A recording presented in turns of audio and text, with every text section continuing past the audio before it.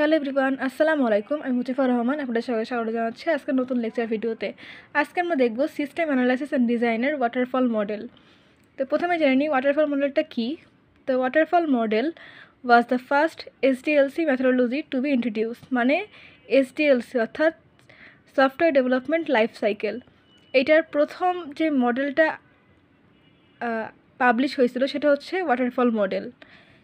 আচ্ছা, it is based on the basic concept of SDLC, অর্থাৎ এসডিএলসির যে বেসিক কনসেপ্ট তার উপর ভিত্তি করেই হচ্ছে ওয়াটারফল মডেলটা ক্রিয়েট হয়েছে।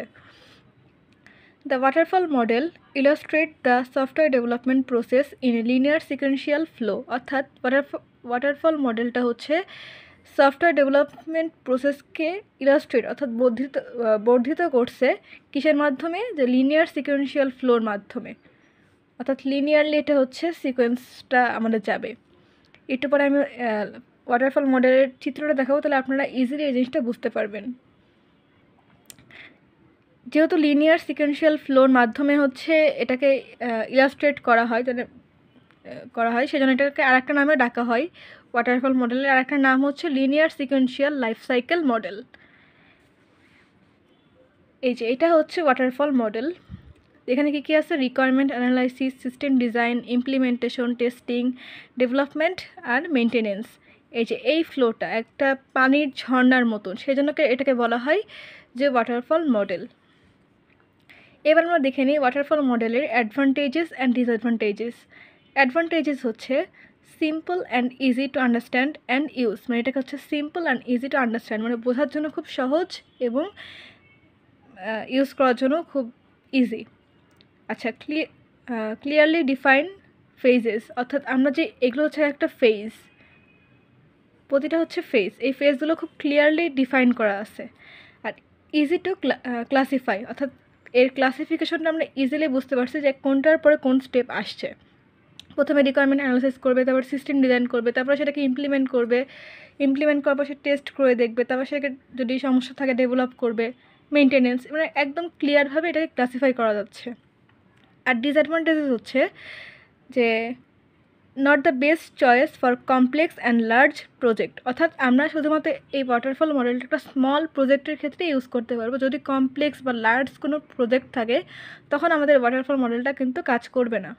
কারণটা হচ্ছে এটার কোনো ফিডব্যাক নেই, এটা হচ্ছে হাই রিস্ক। কারণ এটার একবার আমরা রিকোয়ারমেন্ট অ্যানালাইসিস করে যে কাজ শুরু করি, সিস্টেম ডিজাইন করে ফেলি, তাহলে ইমপ্লিমেন্ট করার পরে আমরা সেটাকে আবার নতুন করে কোনো কিছু আপডেট করতে পারবো না। যেমনটা আমরা ধরতে পারি একটা বিল্ডিং আমরা তৈরি করছি, বিল্ডিংটা হচ্ছে তৈরি হয়ে গেছে, মনে করি ডেভেলপারটা তৈরি করে দিয়ে গেছে, এরপর আমরা যেয়ে দেখতে পাচ্ছি কি যে বিল্ডিংয়ে আমাদের মনে হচ্ছে যে কিছু মডিফিকেশন দরকার ছিল। সাপোজ একটা রুম ছোট মনে হচ্ছে, একটু বড় করা দরকার ছিল, বা এরকম কিছু অনেক সময় আমাদের মনে হতে পারে। তো এই জিনিসটা কিন্তু তখন আমরা কী করতে পারি না, আর এটাকে আর মডিফাই করতে পারি না। মডিফাই করতে গেলে কি হবে, আমাদের সেই বিল্ডিংটা ভেঙে আবার নতুন করে ক্রিয়েট করতে হবে, অনেক ঝামেলা, অনেক কঠিন ব্যাপারটা, সেজন্য হচ্ছে আমাদের তখন আর সেটা পসিবল হয়ে ওঠে না। সেম কাজটাই হচ্ছে ওয়াটারফল মডেলে, যদি একবার সিস্টেমটা আমরা ডিজাইন করে ফেলি বা ইমপ্লিমেন্ট করে ফেলি, সেটাকে আবার আর মডিফাই বা এর আপগ্রেড করা যায় না। এবার আমরা সেকেন্ড মডেলটা দেখব, সেটা হচ্ছে অ্যাজিল মডেল। অ্যাজিল মডেলটা কি, যে agile SDLC model is a combination of iterative and incremental process model, অর্থাৎ এটা হচ্ছে ওয়াটারফল মডেলের থেকে কিছুটা আপডেট হয়ে এই মডেলটা আসছে।